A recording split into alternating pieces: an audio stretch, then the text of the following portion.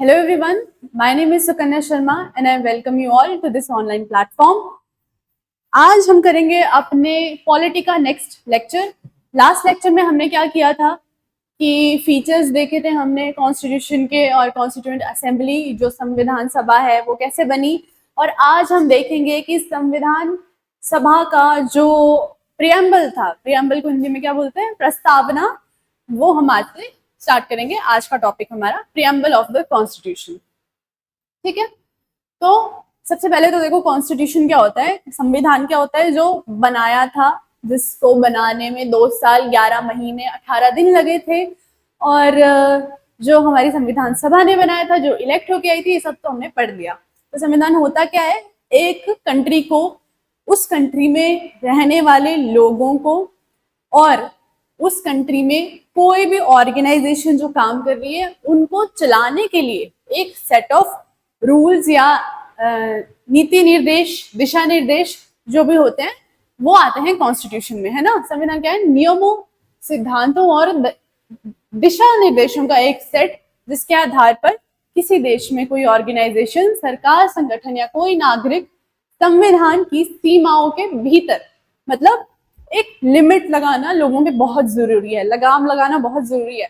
अगर आप खुद ही नोटिस करिएगा कि हमारे ऊपर कोई प्रेशर नहीं होता ना कि ये लिमिट है, इसके बाहर नहीं जाना है, तो कुछ लोग जो हैं बिल्कुल बेलगाम चल पड़ते हैं।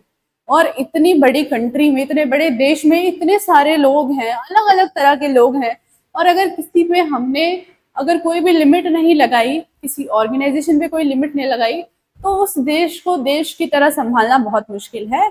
तो कॉन्स्टिट्यूशन की एक लिमिट सेट कर देता है किसी भी संगठन के लिए, किसी भी नागरिक के लिए या सरकार के लिए, क्योंकि सरकार भी लोगों का फायदा ना उठाए, कोई ऑर्गेनाइजेशन लोगों का फायदा ना उठाए, कोई लोग किसी और दूसरे व्यक्ति का फायदा ना उठाए इस चीज के लिए, है ना। अब हमारे पूरे वर्ल्ड में कितनी कंट्रीज हैं, टोटल 195। ये 195 कंट्रीज ये हैं जो यूएनओ ने जिन कंट्रीज को एज अ कंट्री एक्सेप्ट किया है कि हाँ हम अपनी 195 कंट्रीज मानेंगे। ठीक है, इसके अलावा भी कुछ कंट्रीज ऐसी हैं, कुछ जगहें ऐसी हैं जिन्होंने अपने आप को कंट्री डिक्लेयर किया है, लेकिन यूएनओ ने उन्हें एज अ कंट्री एक्सेप्ट नहीं किया। ठीक है, तो इन 195 कंट्रीज में से 190 कंट्रीज जो हैं वो लिखित हैं। कॉन्स्टिट्यूशन कल हमने पढ़ा, लिखित होता है और दूसरा अलिखित होता है। तो जो लिखित वाला है, मतलब जिसको कॉन्स्टिट्यूएंट असेंबली ने लिखा है, जिसको संविधान सभा ने लिखा है कॉन्स्टिट्यूशन को, है ना। दूसरा भी लिखित होता है, लेकिन उसको किसी सभा ने नहीं बनाया, तो उसको हम अनलिखित कहते हैं। ठीक है, तो 195 में से 190 कॉन्स्टिट्यूशन या संविधान जो है हमारे पास लिखित है।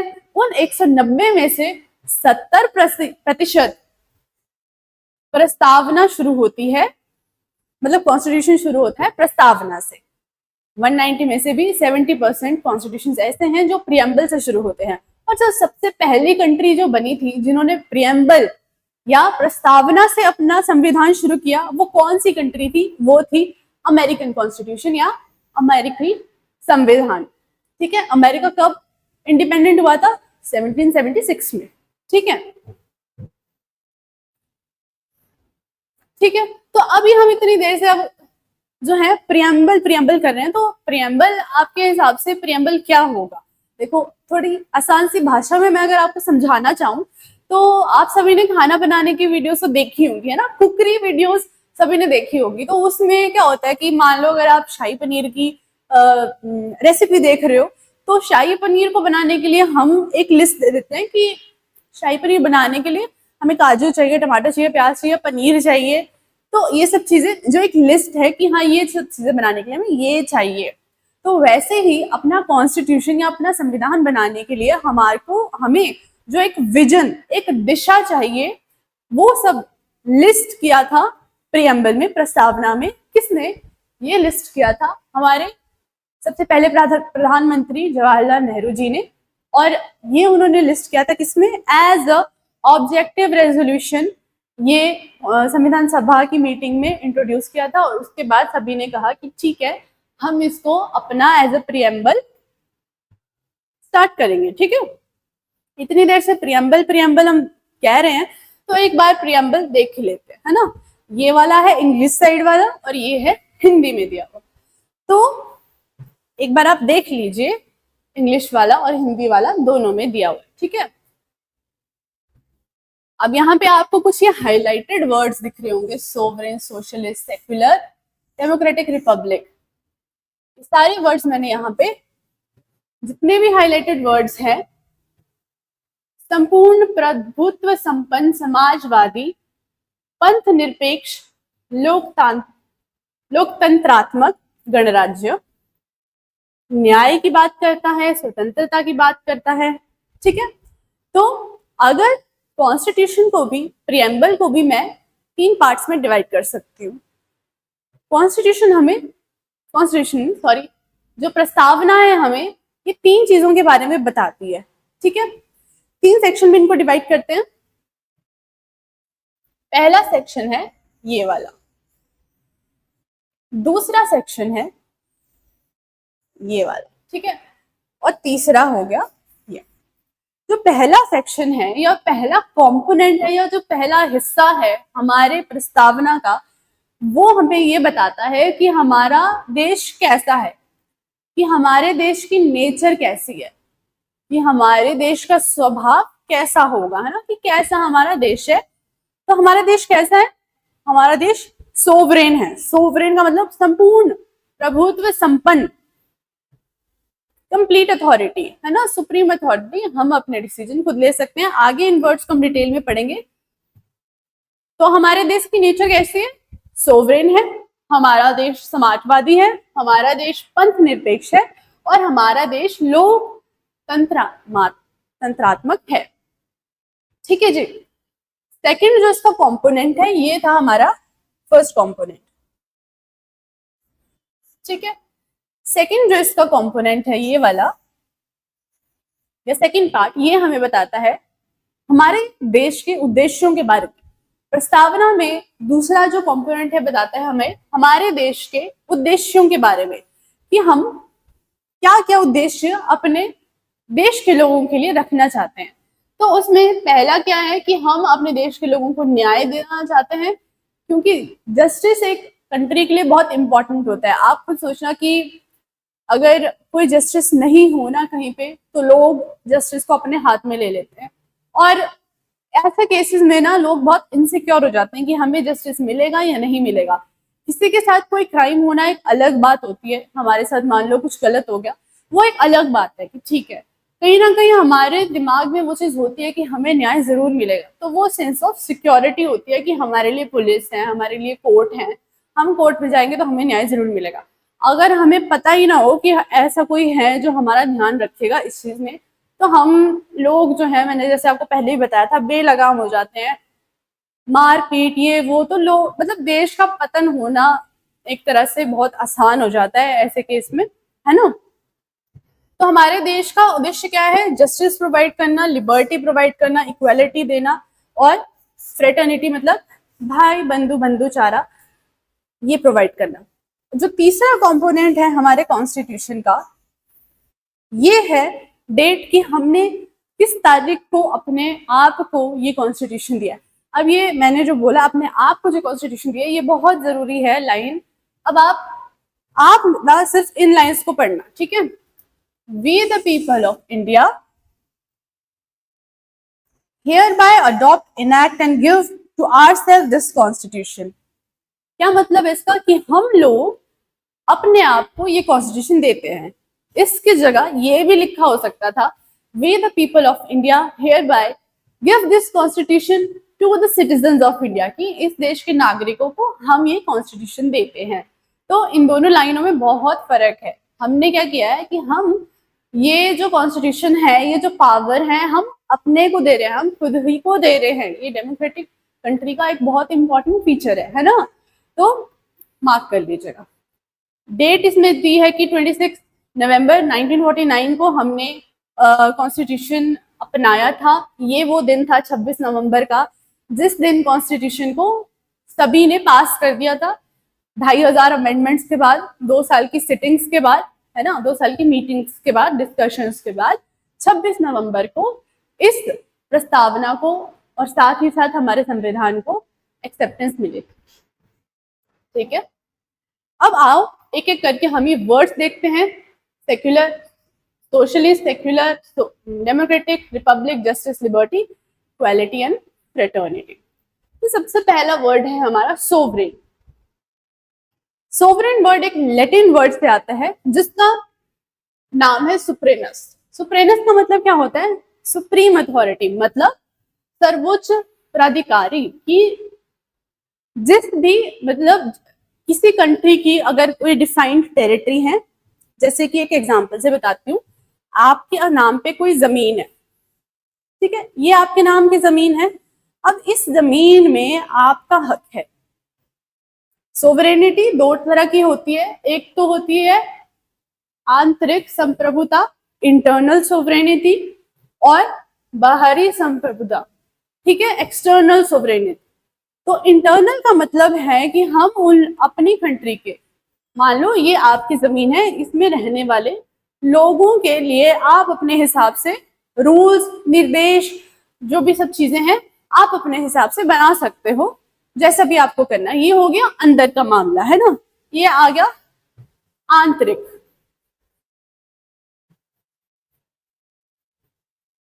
आंतरिक या इंटरनल सोवरेनिटी।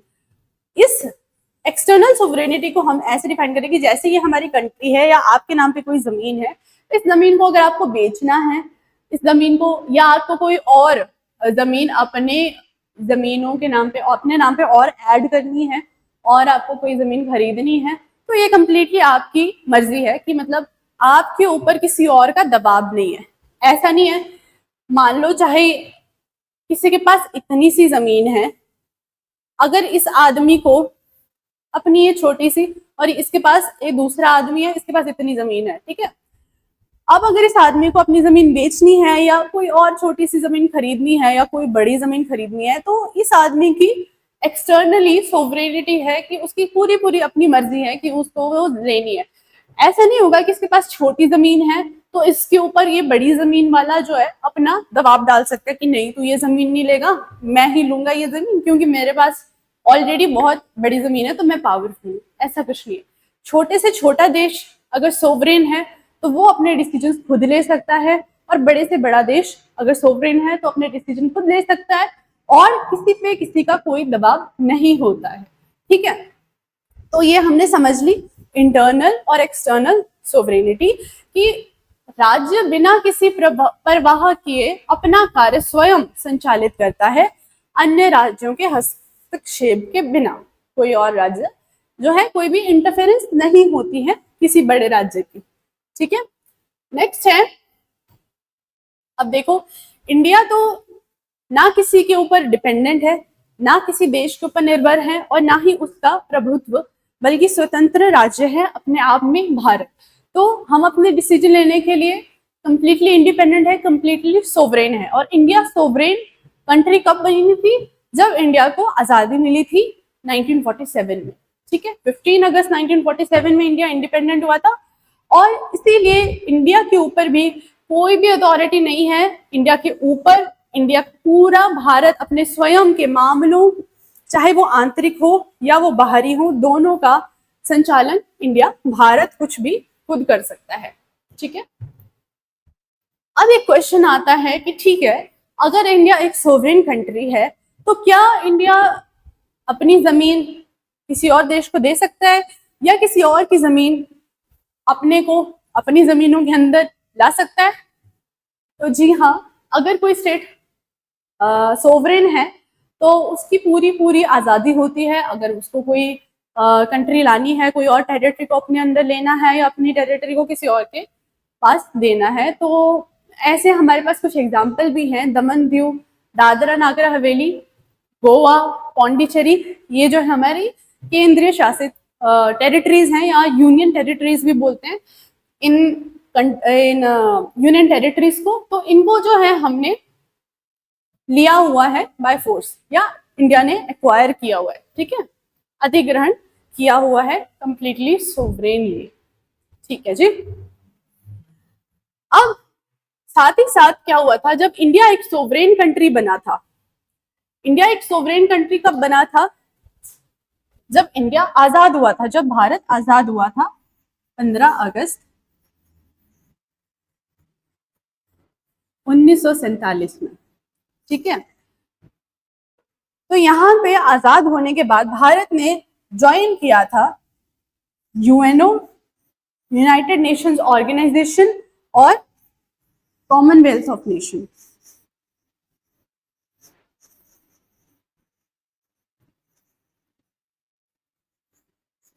देखो, यूएनओ तो इंडिया ने आजादी से पहले ही ज्वाइन कर लिया था, ये ज्वाइन किया था 1945 में। और कॉमनवेल्थ ऑफ नेशन का पार्ट इंडिया बना था आजाद होने के बाद। पार्ट तो वो पहले भी था, लेकिन हमने ये सोवरेनली चूज किया कि ठीक है, आजादी के बाद भी हम बनना चाहेंगे कॉमनवेल्थ ऑफ नेशंस का पार्ट। जो आप आज के टाइम पे देखते हो कि कॉमनवेल्थ नेशंस की गेम्स होती है, कॉमनवेल्थ गेम्स होती है ना, इंडिया में भी हुई थी। कमेंट करके मुझे बताना कि लास्ट टाइम इंडिया में कॉमनवेल्थ गेम्स कौन से ईयर में हुई थी। ठीक है, ये आपका होमवर्क है और ये आप सर्च करके बताओगे। ठीक है जी, तो कॉमनवेल्थ ऑफ नेशंस वो है जितनी भी कंट्रीज, जितनी भी कॉलोनीज ब्रिटेन के शासन के अंदर में थी कभी ना कभी, जितने भी पुराने टाइम में, और आज के टाइम पे अगर वो फ्री हैं, कंप्लीटली इंडिपेंडेंट कंट्रीज हैं, वो कंट्रीज आती है कॉमनवेल्थ ऑफ नेशन में। कॉमन कंट्रीज जो भी ब्रिटेन ने अपने एक टाइम पे रूल किया हुआ था, ठीक है, वो सारी कंट्रीज आती है कॉमनवेल्थ ऑफ नेशंस में। तो फिर आपके दिमाग में ये क्वेश्चन आ रहा होगा कि ठीक है, अगर कॉमनवेल्थ ऑफ नेशंस इंडिया ने ज्वाइन किया है, तो फिर क्या वो सोवरेन इंडिया को हम मानेंगे या नहीं मानेंगे, क्योंकि ये तो वही कंट्रीज है ना जिनके ऊपर राज किया था ब्रिटिश ने कभी। देखो, इंडिया सोवरेन कंट्री ही मानेंगे, क्योंकि इंडिया जब आजाद हुआ 1947 में, तो इंडिया ने अपनी मर्जी के हिसाब से कॉमनवेल्थ ऑफ नेशंस को ज्वाइन किया, और इंडिया अपनी मर्जी के हिसाब से जब भी इन नेशंस को छोड़ना चाहता है, वो फ्री है छोड़ने के लिए। उसको किसी से पूछना नहीं है, उसको ब्रिटेन से नहीं पूछना है कि हम ये कंट्री छोड़ दें या हम ये छोड़ना चाहते हैं। उनकी अपनी मर्जी थी और अपनी मर्जी से आए थे, अपनी मर्जी से जा सकते हैं। ठीक है, तो जी, भारत एक कंप्लीटली सोवरेन कंट्री है। अब आते हैं हम अपने दूसरे वर्ड पे, जो कि है सोशलिस्ट एंड सेक्युलर। सोशलिस्ट को हिंदी में क्या बोलते हैं? समाजवादी। और सेक्युलर को धर्मनिरपेक्ष। अगर आपको ये चीज ध्यान में रखनी है, ठीक है, क्योंकि ये कई बार क्वेश्चंस में बहुत बार रिपीट होते हैं, और हर तरह के क्वेश्चंस, हर तरह के पेपर में ये रिपीट होते हैं क्वेश्चन कि सेक्युलर और सोवरेन, सोशलिस्ट और सेक्युलर वर्ड जो है कौन से ईयर में ऐड हुआ था या कौन सी अमेंडमेंट से ऐड हुआ था।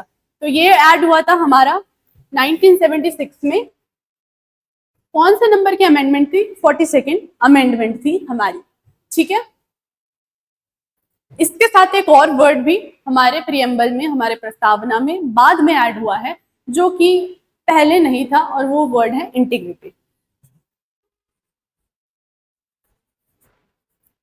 तो बच्चों, आपने ये याद रखना है कि प्रियम्बल में 3 शब्द ऐड किए गए हैं। कौन कौन से? सोशलिस्ट, सेक्युलर और इंटीग्रिटी। आप जिस भी निमोनिक से इसको याद रख लो, जैसे भी आपको याद रखना है, ये आपकी मर्जी है आपको इसको कैसे याद रखना है, बट इसको याद रख लेना, क्योंकि कई बार बच्चे सोवरेन सोशलिस्ट में कंफ्यूज हो जाते हैं। तो पेपर में ये पूछा जाता है कि सोवरेन सोशल, अगर आपको ऑप्शन में दिया हो, सोवरेन भी दिया हो, सोशलिस्ट भी दिया हो, सेक्युलर भी दिया हो, इंटीग्रिटी भी दिया हो, और पूछा गया हो कि कौन से 3 वर्ड्स थे जो ऐड किए गए थे 1976 में, तो आप कंफ्यूज नहीं होंगे उसमें, और ऐड करेंगे, टिक करेंगे सोशलिस्ट, सेक्युलर और इंटीग्रिटी को। ठीक है, तो अब मतलब देख लेते हैं सोशलिस्ट का पहले, फिर हम आएंगे सेक्युलर में। ठीक है, तो सोशलिस्ट यानी समाजवादी का मतलब क्या होता है? देखो, सोशलिस्ट की ऑपोजिट की कंट्री होती है कैपिटलिस्ट। तो कैपिटलिस्ट कंट्री क्या होती है? जो जहां पे प्राइवेट कंपनीज काम करती है, जहां की इकोनॉमी, जहां की इकोनॉमी मतलब कंट्री काम करती है प्राइवेट कंपनीज के मतलब मार्केट जहाँ की डोमिनेट की जाती है प्राइवेट कंपनीज में। जैसे यूएसए में गवर्नमेंट में बहुत कम चीजें हैं शायद, या ना के बराबर चीजें हैं कि कोई मार्केट में गवर्नमेंट काम कर रही है ना।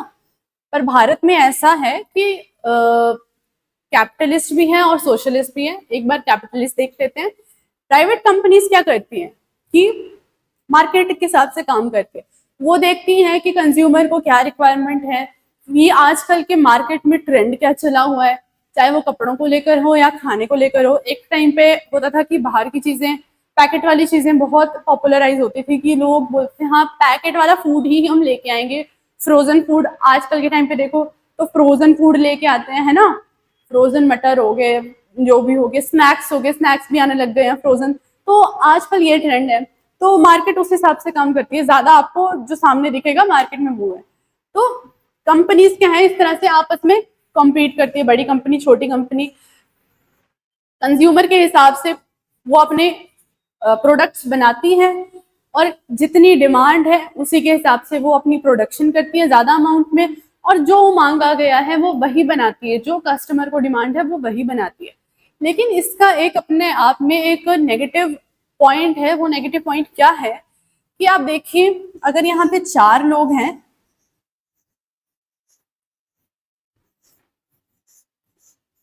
ठीक है, ये 4 लोग हैं, ठीक है। तो जो 4 लोग हैं, अब इन चारों को लाल टोपी पसंद है, इन तीनों को लाल टोपी पसंद है, और इसमें से एक आदमी ऐसा है जिसको नीली टोपी पसंद है। तो प्राइवेट कंपनी क्या करेगी, वो बनाएगी अपना प्रोडक्ट इन 3 लोगों के हिसाब से, क्योंकि अब डिमांड जितनी ज्यादा, जिस चीज की ज्यादा है, प्राइवेट कंपनी उस हिसाब से काम करती है, ठीक है। कि इस हमारे को तो लाल टोपियों की डिमांड है, लाल कैप्स चाहिए, तो हम उसी के प्रोडक्शन करेंगे। अब ये एक आदमी के लिए हम पूरी फैक्ट्री में एक टोपी थोड़ी ना निकालेंगे, है ना। तो रेट भी, तो ऐसा क्या होता है, इस चक्कर में क्या होता है, कैपिटलिस्ट कंट्रीज में या प्राइवेट कंपनीज की वजह से जो आदमी अकेला हो या जो आदमी कम, जिसके पास जिसकी डिमांड हो या जिसके पास पैसे कम हो, वो आदमी की रिक्वायरमेंट्स छूट जाती हैं, है ना, ये अकेला छूट जाता है। तो ऐसे केसेस में क्या होता है कि गवर्नमेंट, सरकार सामने आती है और गवर्नमेंट ये सब जिम्मा उठा लेती है कि हम आप जैसे लोगों का ध्यान रखेंगे। गवर्नमेंट अपने हिसाब से, वो चाहे वो प्रोडक्शन, चाहे वो प्रोडक्ट कि क्या प्रोडक्ट्स हैं जो एक आम जनता को रिक्वायर्ड है, जो एक बेसिक रिक्वायरमेंट है एक आम जनता की, वो क्या है, ये देखता है गवर्नमेंट। आके खुद देखती है और गवर्नमेंट ही जो है फीडबैक भी लेती है और उसके हिसाब से चेंजेस लाती रहती है, उसके हिसाब से बदलाव लाती रहती है, ठीक है। जैसे कि आप देखो कि राशन भी मिलता है सरकार की तरफ से, है ना। और अगर किसी को प्राइवेटली लेना है, कंपनीज का लेना है, दावत का लेना है, किसका नहीं लेना, वो भी मिलेगा और रेट में बहुत ज्यादा डिफरेंस होगा, हाँ क्वालिटी में फर्क होगा। लेकिन ये है कि गवर्नमेंट खुद आके, हाँ ऐसे लोगों के लिए जो अकेले छूट जाते हैं उनका जिम्मा गवर्नमेंट खुद लेती है। और सोशलिस्ट इसी को कहते हैं, सोशलिस्ट इकोनॉमी। ये सारा काम मार्केट भी जो है गवर्नमेंट खुद देख रही है और अपने हिसाब से उन लोगों को बांट रही है। लेकिन सोशलिस्ट का भी एक नेगेटिव पॉइंट, देखो नेगेटिव पॉइंट हर एक चीज का होता है ना। तो ये सोशलिज्म वाले क्या करते हैं कि सोशलिज्म ये करता है कि जो भी सरप्लस आएगा, मान लो ये जो गवर्नमेंट ने जो फैक्ट्री लगाई है, इससे जो भी सरप्लस आया है ये सब लोगों में इक्वली बढ़ जाएगा। अब इन लोगों में कुछ तो अमीर भी होंगे ना और कुछ गरीब भी होंगे, लेकिन सरप्लस जो है ये इक्वली बढ़ता है। तो ये सोशलिज्म का नेगेटिव पार्ट है, ठीक है। ठीक है जी। तो अभी तक जो हमने सोशलिज्म पढ़ा वो था मार्क्सिस्ट सोशलिज्म। सोशलिज्म के बहुत सारे पार्ट्स हैं, सोशलिज्म के भी बहुत सारे टाइप्स आते हैं, लेकिन मेनली हम यहाँ पे आपको मेनली जो था ये मार्क्सिस्ट वाला था, जो मार्क्सिस्ट फॉलो करते हैं कि जो भी सरप्लस है, जो भी प्रॉफिट है, वो सब में बराबर बांट दिया जाए, ठीक है। जैसे एक और आपको एग्जांपल देती हूँ। कुछ लोग हैं जिनको ज्यादा अपॉर्चुनिटीज मिली हैं और कुछ लोग हैं जिन जो बैकवर्ड रह गए हैं या डिप्रेस्ड क्लासेस बोल लो, या हमारे देश में विमेन के साथ भी काफी निग्लेक्टेड रहा है, विमेन का पोर्शन भी, है ना। तो इन लोगों के लिए सरकार क्या करती है, रिजर्वेशन लाती है और इनका लेवल थोड़ा बराबर कर देती है और इनको बाकी सबके लिए साथ, ताकि ये इक्वल फाइट कर सके, है ना। ये करती है सोशलिस्ट गवर्नमेंट। तो हमारी कंट्री में क्या है, दोनों। ऐसा नहीं है कि हमारी कंट्री, हमारा देश कंप्लीटली कैपिटलिस्ट है, पूंजीवादी है, नहीं। और ऐसा भी नहीं कि हमारा देश कंप्लीटली समाजवादी है। और समाजवादी, जो समाजवाद हमारे देश में फॉलो किया जाता है वो है गांधीयन समाजवाद, ठीक है। गांधीयन समाजवाद ये था जो गांधी जी ने फोकस किया। वो कहते थे कि विलेज इंडिपेंडेंट होना चाहिए, गांव गांव तक। उन्होंने जैसे उनका वो भी था, चरखा उनका मेन मोटिव था जो हमें दिखाया जाता था, है ना। तो कि हर गांव अपना कंप्लीटली इंडिपेंडेंट हो, चाहे वो फाइनेंशियली हो, हर तरह से अपना ध्यान, एक गांव अपना ध्यान कंप्लीटली खुद रख सके, ये था गांधी जी का। तो हमने इन दोनों को कंबाइन करके इंडिया के फॉर्म में एक नया जो वर्ड निकाला, वो निकाला था डेमोक्रेटिक सोशलिज्म। और इस सोशलिज्म का जो एम था, वो एम था या उद्देश्य था कि हम गरीबी को हटाएंगे, अज्ञानता को हटाएंगे, बीमारी और असमानता को समाप्त करना चाहते हैं। और कैसे समाप्त करेंगे, इक्वल अपॉर्चुनिटीज देके, कि हाँ अपॉर्चुनिटीज सबके पास है, चाहे वो गरीब है, अमीर है, विमेन है, जो भी है, विलेज है या अर्बन सिटी है, ठीक है जी। तो ये था हमारा सोशलिस्ट नेचर। अब हम करेंगे सेक्युलरिज्म। नेक्स्ट वर्ड है सेक्युलरिज्म, मतलब धर्मनिरपेक्षता। धर्मनिरपेक्षता क्या होता है, देखो इजी लैंग्वेज में अगर मैं आपको बताऊं तो भारत का आप जो मैप देखोगे तो भारत के कितने हमारे पड़ोसी हैं, पड़ोसी देश कितने हैं, 7 हैं, ठीक है जी। तो 7 में से 5 देश ऐसे हैं जिन्होंने अपने आप को धर्म के आधार पे पहले डिक्लेयर कर लिया है। यह बात हमने वैसे कल भी की थी, है ना। तो कल या लास्ट लेक्चर में भी हमने ये बात की थी कि हम जो है सेक्युलर स्टेट हैं या हम धर्मनिरपेक्ष स्टेट हैं।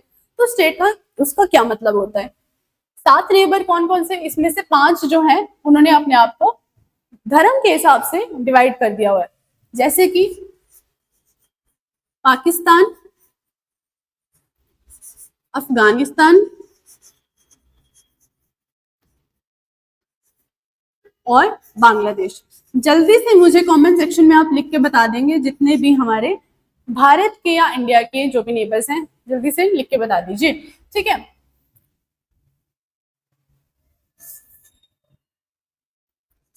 बांग्लादेश, इन 3 कंट्रीज ने अपने आप को इस्लामिक स्टेट डिक्लेयर कर दिया है, ठीक है। दूसरे हैं हमारे पास श्रीलंका और भूटान। श्रीलंका और भूटान का कौन सा धर्म है, अगर आपको पता है तो आप अभी कमेंट करके बताओ, ठीक है। नहीं तो मैं बता देती हूँ, इन दोनों देशों का जो नेशनल रिलीजन है, इन्होंने अपने आप को डिक्लेयर किया है बुद्धिस्ट। ये है बुद्धिस्ट स्टेट, बुद्धिस्ट राज्य है ये, और ये है इस्लामिक राज्य। और बच जाते हैं 2, नेपाल और इंडिया। तो इंडिया भी जो है, जो नेपाल जो है 2007 तक नेपाल एक हिंदू डिक्लेयर्ड कंट्री थी, हिंदू डिक्लेयर्ड देश था। लेकिन 2007 के बाद से नेपाल एक धर्मनिरपेक्ष कंट्री है, देश है। जो मतलब धर्मनिरपेक्ष देश वो होता है कि उस देश में रहने वाले जितने भी लोग हैं वो अपने हिसाब से अपना धर्म चूज कर सकते हैं, उनको जो धर्म फॉलो करना है वो कर सकते हैं। उनको किसी भी तरह का गवर्नमेंट की साइड से उनको किसी भी तरह का इंटरफेरेंस नहीं आएगा। और हमारे नेपाल और इंडिया ऐसे धर्मनिरपेक्ष स्टेट हैं। धर्म के हिसाब से भी हम स्टेट्स को 3 टाइप में डिवाइड कर सकते हैं। तो वो कौन कौन से स्टेट्स होते हैं, वो होते हैं एक तो एथिस्ट स्टेट। एथिस्ट का मतलब आपको पता है ना, जो भगवान में बिल्कुल भी विश्वास रखते ही नहीं है, जिनको कोई धर्म पे विश्वास मानना ही नहीं होता है, ठीक है, वो होता है नास्तिक जो वर्ड है करेक्ट हिंदी में एथिस्ट के लिए, तो वो है। दूसरा आता है हमारे पास थियोक्रेटिक स्टेट, और तीसरा आता है हमारे पास सेक्युलर स्टेट, जिसको हम धर्म के हिसाब से बांटते हैं। ठीक है, तो नास्तिक स्टेट को हम अभी बताते हैं कि इसमें एक ही स्टेट आता है जो कि बड़ा भयंकर सा है। ठीक है, तो एक तो हो गया हमारा एथिस्ट स्टेट, दूसरा हो गया थियोक्रेटिक, और तीसरा हो गया सेक्युलर मतलब धर्मनिरपेक्ष, थियोक्रेटिक मतलब ईश्वरीय। तो ईश्वरीय राज्यों के हमने, जिनका राज्य जो है किसी धर्म से अपने आप को चलाता है, उन्होंने पहले बोल रखा है कि हम तो हैं इस्लामिक, हम तो हैं बुद्धिस्ट, तो हम इन लोगों को फॉलो करेंगे, या इन लोगों को हम ज्यादा इंपॉर्टेंस देंगे, या हम अगर इन लोगों को ज्यादा फेवर करते हैं तो हमें कोई क्वेश्चन ना करे, क्योंकि हमारा तो देश ही ये धर्म को मानता है। और ऐसे कौन से देश थे? अफगानिस्तान, बांग्लादेश और पाकिस्तान। ठीक है, सेक्युलर स्टेट होता है जिन देशों की, या सेक्युलर राज्य वो होता है धर्मनिरपेक्ष राज्य, जिन राज्यों का लोग जो हैं किसी भी तरह का धर्म उनको फॉलो करना है वो कर सकते हैं। तो उसमें आते हैं इंडिया और नेपाल। और जो एथिस्ट देश हैं, नास्तिक अवस्था, कोई भी धार्मिक गतिविधि नहीं प्राप्त नहीं करती, तो ये कौन से देश होते हैं? एक ही देश है, इसमें आता है नॉर्थ कोरिया, कि वहां पे आप कोई भी रिलीजन फॉलो नहीं कर सकते। ठीक है, आपको अलाउड ही नहीं है, नहीं करना मतलब नहीं करना। आपको पता है ना कौन है नॉर्थ कोरिया के हेड? बताना जरा। तो अभी हमने थोड़ी देर पहले पढ़ा था कि सेक्युलर और सोशलिस्ट वर्ड जो है हमने बाद में ऐड किया था 1976 में। तो इसको फिर बाद में जब प्रेम्बल बनी गया था, जब प्रस्तावना बनी गई थी, संविधान बनी गया था, तो इसको ऐड करने की क्या जरूरत थी? देखो, जो हमारे डीपीएसपी हैं, जो कि भाग 4 में दिए हैं, संविधान को समाजवादी स्वरूप से प्रदान करता है। ठीक है, एक सोशलिस्ट नेचर प्रोवाइड करता है डीपीएसपी। ठीक है, तो हमें लगा कि जब, और साथ ही साथ अगर हम फंडामेंटल राइट्स में देखें तो फंडामेंटल राइट्स जो हमें एक सेक्युलर नेचर प्रोवाइड करता है। आर्टिकल 25 से 28 के बीच में दिया है कि आप ना कोई भी रिलीजन आपको फॉलो करना है, उसको फॉलो करने के लिए आपको कुछ सेटअप करना है, आप सब कुछ कर सकते हो। ठीक है, आपको सब कुछ अलाउड है। हमारे एज अ कंट्री का कोई रिलीजन नहीं है, और रिलीजन मतलब और कंट्री में रहने वाले लोग जिस भी रिलीजन को फॉलो करना चाहते हैं वो कर सकते हैं। तो ये एक सेक्युलर नेचर प्रोवाइड करता है। तो अब ये काफी इंपॉर्टेंट है, क्योंकि देखो फंडामेंटल राइट में दिया है, कॉन्स्टिट्यूशन संविधान के अंदर दिया है, तो हमने सोचा क्यों ना हम इन वर्ड्स को, प्रियम्बल जो कि हमारा एक विजन बताता है कि हमारे कॉन्स्टिट्यूशन में क्या क्या है, और ये दो चीजें भी ये कॉन्स्टिट्यूशन में है, तो इसलिए ये उन्होंने ऐड कर दी 1976 में। ठीक है, नेक्स्ट हमारे पास वर्ड आता है डेमोक्रेटिक।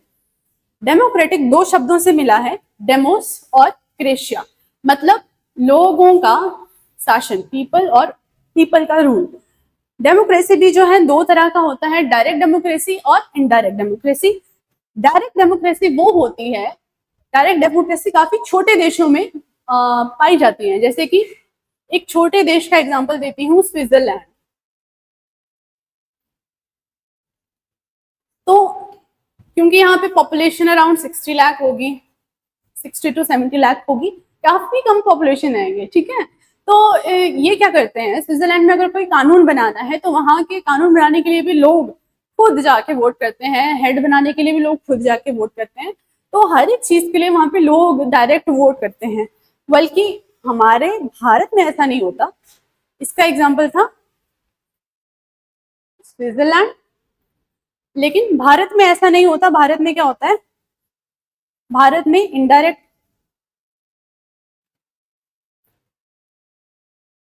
भारत में इंडिया जो है इनडायरेक्ट इलेक्शंस है, इनडायरेक्ट डेमोक्रेसी का कंट्री है। तो यहाँ पे क्या होता है, हम लोगों को अपनी कॉन्स्टिट्यूएंसी से लोगों को सिलेक्ट करके भेजते हैं, वो आगे जाके हमारे हेड को सिलेक्ट करते हैं जो कि हमारे पीएम है। ठीक है, तो ये इनडायरेक्ट डेमोक्रेसी का एग्जाम्पल है भारत। अब चाहे कोई कंट्री डायरेक्ट इलेक्टेड हो या इनडायरेक्ट डेमोक्रेसी हो, उसके आगे जो हर एक कंट्री का जो है एक हेड ऑफ द स्टेट तो होता ही है। ठीक है, कोई भी देश प्रत्यक्ष लोकतंत्र हो या अप्रत्यक्ष, डायरेक्ट या इनडायरेक्ट हो, उसका एक राष्ट्र मुख होता है, दोनों का ही होगा। हेड ऑफ द स्टेट तो दोनों का होगा, ठीक है, डायरेक्ट हो या इनडायरेक्ट हो। लेकिन वो हेड ऑफ द स्टेट किस तरह से इलेक्ट होता है या वो head of the state head बनता कैसा है, उस प्रक्रिया को, वो उस प्रक्रिया से हमें पता चलता है कि हमारा जो देश है मोनार्की है या फिर रिपब्लिक है, ठीक है। और यही हमारा नेक्स्ट वर्ड है, रिपब्लिक।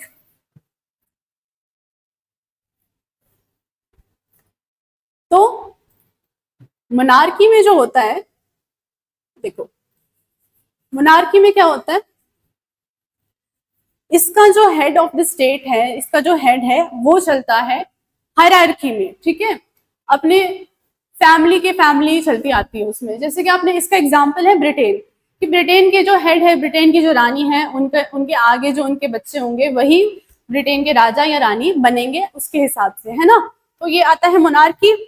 और वैसे ही रिपब्लिक जो इसका ऑपोजिट है, वहां पे जो हमारे हेड चूज होते हैं वो होते हैं इलेक्ट, उनको लोग चूज करते हैं। उनको जो कॉमन मैन होता है, कॉमन जो सिटीजन्स होते हैं किसी देश के, वो सिलेक्ट करके भेजते हैं, वो इलेक्ट करके भेजते हैं, ना कि वो पारिवारिक नहीं होता जैसा कि मोनार्की में होता है। इसलिए हमने ये वर्ड ऐड किया है प्रियम्बल में, इंडिया। इंडिया क्योंकि इंडिया का जो हेड है वो इलेक्टेड है, ठीक है। अब हमने पहला कंपोनेंट जो है, पहला कंपोनेंट हमने कर लिया, सोवरेन हमने कर लिया, सोशलिस्ट कर लिया, सेक्युलर, डेमोक्रेटिक और रिपब्लिक हमने कर लिया। अब हम इसका सेकंड कंपोनेंट करेंगे। तो सेकंड कंपोनेंट में क्या था, क्या बताता है, उद्देश्य। दूसरा घटक बताता है हमें संविधान के उद्देश्य। तो संविधान में हमने 4 उद्देश्यों की बातें की हैं, जिसमें पहला उद्देश्य है न्याय, स्वतंत्रता, समानता और बंधुत्व, मतलब भाईचारा, ठीक है।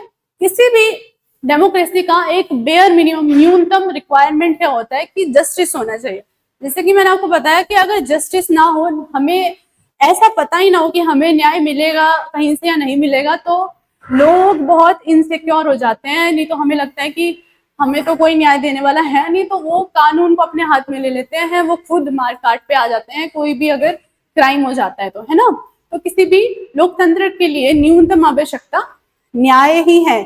जो हमारे पहले फिलोसोफर थे, सोक्रेटिस, प्लेटो, उन लोगों ने भी किसकी बात की थी, न्याय की ही बात की थी, ठीक है। और शांति को बनाए रखने के लिए हमारे लिए न्याय होना बहुत जरूरी है। तो हमारा जो देश है, प्रियम्बल बात करता है 3 तरह के न्यायों की, सोशल, इकोनॉमिक और पॉलिटिकल। इसका एग्जाम्पल मैं आपको पहले भी दे चुकी हूँ कि जैसे मान लो एक आदमी है ये, जिसको उतनी अपॉर्चुनिटीज नहीं मिली है, ये वो सेक्शन है हमारे देश का जिसको, जो पिछड़ा हुआ रह गया, पिछड़ा वर्ग रह गया है, जिसमें डिप्रेस्ड क्लास आता है, दलित वर्ग आता है, कास्टिज्म वाले, जिसको कास्टिज्म भी काफी पुराना, जो एक बहुत ही रूढ़िवादी सोच वाले लोगों ने इस चीज को फॉलो किया था। तो ये सब चीजें इसमें आती है। और एक हायर कास्ट वाले लोगों को उस टाइम पे ज्यादा अपॉर्चुनिटीज मिलती थी, है ना, और मिलिट्री मैन को भी ज्यादा अपॉर्चुनिटी मिलती। तो गवर्नमेंट क्या करती है, सोशल और इकोनॉमिक जस्टिस प्रोवाइड करने के लिए इनको रिजर्वेशन प्रोवाइड करती है या इनको अपॉर्चुनिटीज देती है कि ये इन लोगों के बराबर में पहुंचे और अपने देश को आगे बढ़ाने में उतनी ही हेल्प कर सके, है ना। कि इन लोगों को ऐसा ना लगे कि हमारी सरकार है और हमें मौका ही नहीं मिल रहा है किसी चीज का। तो ये प्रोवाइड करना अपनी सरकार ने इसलिए सोशल और इकोनॉमिक जस्टिस की बात की है। पॉलिटिकल जस्टिस हमें कैसे मिलता है कि हमें हर तरह के आदमी को, चाहे वो लड़का हो, चाहे वो लड़की हो, या वो किसी भी कास्ट का हो, या वो किसी भी रिलीजन का हो, सबको इक्वल राइट है किस चीज का, वोट करने का। तो इस तरह से हमें पॉलिटिकल जस्टिस मिलता है, ठीक है। ये आइडिया जो था, हमने सोशल इकोनॉमिक पॉलिटिकल जस्टिस का आइडिया लिया था हमने रूसी क्रांति से। रूसी क्रांति कब हुई थी, 1917 में रशियन रेवोल्यूशन हुआ था। जैसे कि हमने रशियन रेवोल्यूशन से लिया, याद रखना कि लिबर्टी, इक्वालिटी और फ्रेटर्निटी हमने फ्रेंच रेवोल्यूशन से लिया है। और फ्रेंच रेवोल्यूशन की डेट क्या है, 1789, ठीक है। लिबर्टी, अब देखो लिबर्टी का मतलब क्या होता है, स्वतंत्रता। स्वतंत्रता हिंदी में इसका मतलब है, अब आपके दिमाग में एक और चीज आ रही होगी कि फ्रीडम का मतलब भी हिंदी में स्वतंत्रता होता है ना। तो फिर लिबर्टी और फ्रीडम में डिफरेंस क्या है? देखो, इंडिया को फ्रीडम कब मिला? इंडिया को फ्रीडम मिला 15 अगस्त 1947, जैसा कि आप अभी तक पढ़ चुके हो, है ना। तो फ्रीडम वो होता है जो हमें किसी से मिला हुआ होता है। कई पेरेंट्स ऐसे बोलते हैं ना कि हमने तो अपने बच्चों को फ्रीडम दे रखी है कि वो कुछ भी कर सकते हैं, है ना, उनको जो अपना प्रोफेशन चूज करना है या उनको अपनी लाइफ जैसे जीनी है, हमने अपने बच्चों को उस चीज का फ्रीडम दिया हुआ है। तो फ्रीडम जो है हमें किसी से मिलता है। पर लिबर्टी की अगर हम बात करें तो लिबर्टी अपने आप में हर आदमी के पास होती है। हर आदमी सोच सकता है उसको क्या करना है, हर आदमी अपने मन से सोच सकता है उसको क्या रिलीजन फॉलो करना है, उसको किस चीज पे विश्वास करना है, किस चीज पे नहीं करना है। तो लिबर्टी एक्सप्रेशंस के थ्रू हर आदमी बता सकता है उसको क्या चीज पसंद है, नहीं पसंद है, एक्सप्रेस कर सकता है बिलीफ, फेथ और वर्शिप। ठीक है, जो भी उस आदमी को करना है वो किसी के बताने से वो चीज नहीं करता, है ना। तो लिबर्टी जो है आदमी को किसी से मिलती नहीं है, उसको किसी चीज से मांगने की जरूरत नहीं है कि मुझे इस चीज की लिबर्टी चाहिए। फ्रीडम है जो हमें कोई और देता है। ठीक है, बात करते हैं इक्वालिटी की, समानता की। समाज के किसी भी वर्ग के लिए विशेषाधिकारियों का अभाव एवं प्रावधान बिना किसी प्रसार के सभी व्यक्तियों के लिए पर्याप्त करना। इक्वालिटी मतलब चाहे आप अमीर से अमीर हो या आप गरीब से गरीब हो, आपको इक्वल अपॉर्चुनिटीज ही मिलेगी। ऐसा नहीं है कि जो हायर क्लास है हम उनके लिए कुछ रिजर्व सीट्स रखेंगे, है ना। जो पिछड़ा वर्ग है उनके लिए हम रिजर्वेशन रखेंगे क्योंकि वो बराबर नहीं है। इक्वालिटी बात करता है बराबर की, ठीक है, बराबर होने की, कि हम हमारे लिए सब बराबर है। रूल जो बना हुआ है, अगर किसी ने कोई क्राइम किया है तो वो बराबर है, चाहे वो क्राइम किसी अंबानी के बेटे ने किया है या वो क्राइम किसी छोटे से आदमी ने किया है ना। तो ये प्रोवाइड करता है इक्वालिटी। और फ्रेटर्निटी का मतलब होता है बंधुत्व या भाईचारा। तो कॉन्स्टिट्यूशन बात करता है फ्रेटर्निटी की फीलिंग बढ़ाने में लोगों के बीच में या देश में जो लोग रहने वाले हैं उनके बीच में, है ना।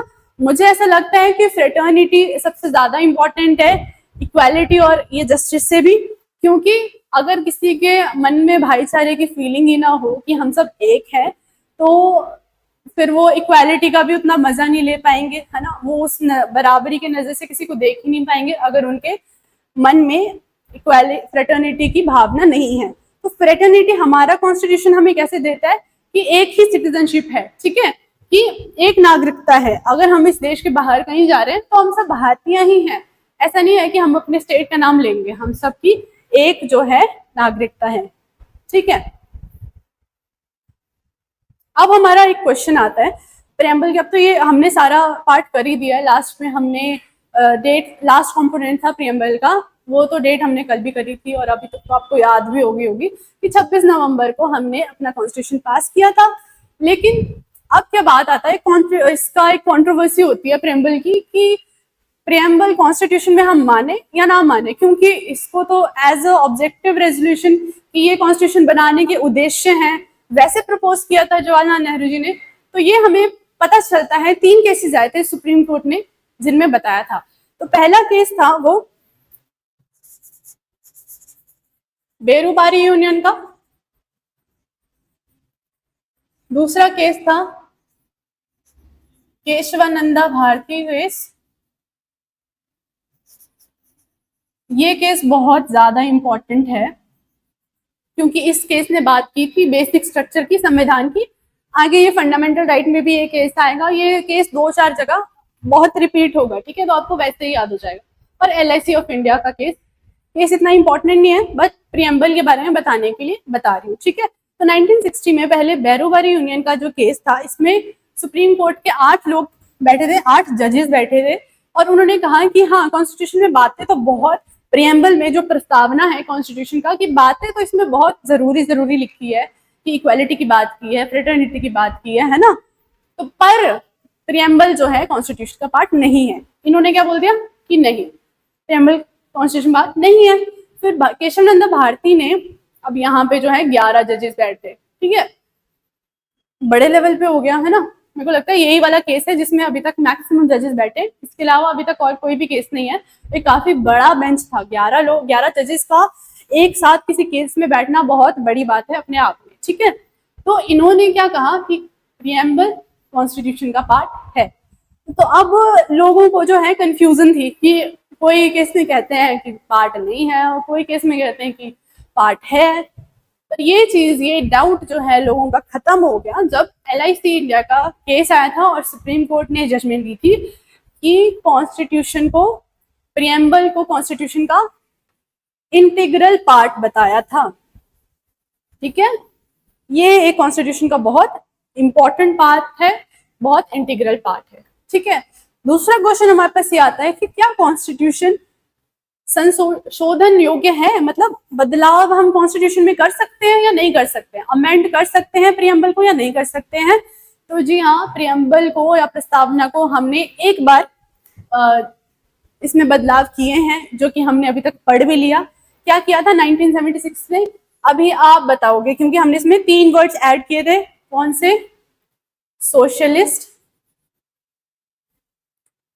जो हमें DPSP से पता चलता है, नेचर, सेक्युलर, धर्मनिरपेक्षता, जो हमें फंडामेंटल राइट से पता चलता है, और इंटीग्रिटी। इंटीग्रिटी क्या होती है कि डिग्निटी और इंटीग्रिटी क्या होती है एक आदमी की, हाँ, हर आदमी की अपनी वैल्यू है, हर आदमी का अपना नेचर है, और हर आदमी अपनी मॉरल वैल्यूज में कितना स्ट्रांग है, ये चीज बताती है उस आदमी की इंटीग्रिटी की, उस आदमी में इंटीग्रिटी है कि नहीं है, अपनी डिग्निटी है कि नहीं है ना, ये चीज बताती है हमें इंटीग्रिटी, ठीक है।